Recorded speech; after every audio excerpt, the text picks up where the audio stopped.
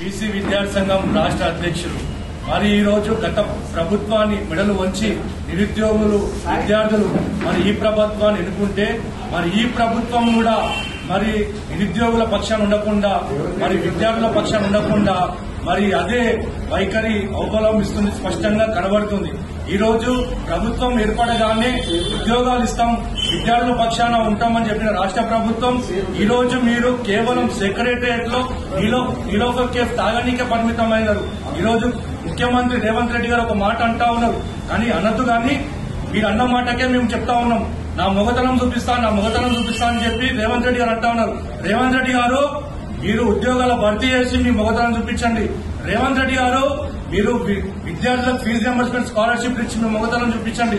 రేవంత్ రెడ్డి గారు సంక్షేమ హాస్టల్ సొంత భవనాలు కట్టించి మీ మొగతనం చూపించాను. కానీ ఏదో వేగులు మెడ వేసుకుంటా నేను మొగతనం చూపిస్తా అని చెప్పి పదే అంటున్నారు. కాబట్టి మేము అట్లాంటి మాటలనద్దు. కాకపోతే మీరన్న మాటలకే మేము చెప్తున్నాం. మేము ముఖ్యమంత్రి రేవంత్ రెడ్డి గారికి ఒకటే విజ్ఞప్తి చేస్తా ఉన్నాం.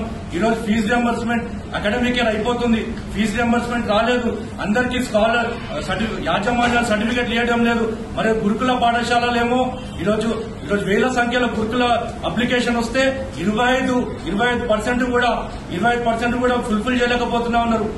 దరఖాస్తు చేసుకున్న ప్రతి విద్యార్థికి గురుకులాలలో అవకాశం కల్పించాలని కూడా ఈ రాష్ట్ర ప్రభుత్వాన్ని డిమాండ్ చేస్తా ఉన్నాం. ఒక్క సొంత భవనం కూడా లేదు. ఈ సొంత భవనాలు కూడా నిర్మాణం చేసి విద్యార్థులకు విశాలమైన భవనాలు ఏర్పాటు చేసి వాళ్ళకి వసతులు కూడా కల్పించాలి. గీజర్లు ఇవ్వాలి, వాళ్ళకి మంచాలు ఏర్పాట్లు చేయాలి, వాళ్ళకి బెడ్స్ కూడా ఇవ్వాలి, వాళ్ళకి సూట్లు ఇవ్వాలి, బూట్లు ఇవ్వాలి.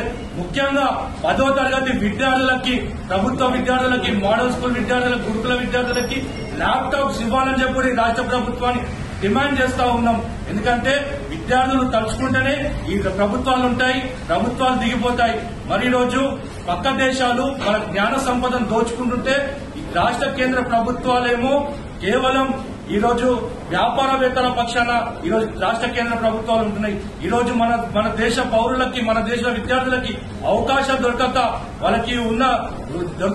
వాళ్ళు పరాయి దేశాలకు పోతుంటే చోద్యం చూస్తున్నాయి రాష్ట్ర కేంద్ర ప్రభుత్వాలు. ప్రత్యేకమైన బడ్జెట్ విద్యార్థులకు కేటాయించాలని చెప్పి కూడా ఈ రాష్ట్ర కేంద్ర ప్రభుత్వాన్ని డిమాండ్ చేస్తా ఉన్నాం. ఈరోజు కేంద్ర ప్రభుత్వాన్ని కూడా ఈరోజు మాకు నవోదయ పాఠశాలలు మంజూరు చేయండి, మరి రోజు మెడికల్ కాలేజీలు మంజూరు చేయండి, కేంద్ర విద్యాలయాలు 10 మంజూరు చేయాలని కూడా ఈ కేంద్ర ప్రభుత్వాన్ని డిమాండ్ చేస్తూ, లేని పక్షంలో కృష్ణన్న గారి ఆధ్వర్యంలో దేశంలోని రాష్ట్రంలోని అన్ని యూనివర్సిటీల్లో కలిపి పెద్ద ఎత్తున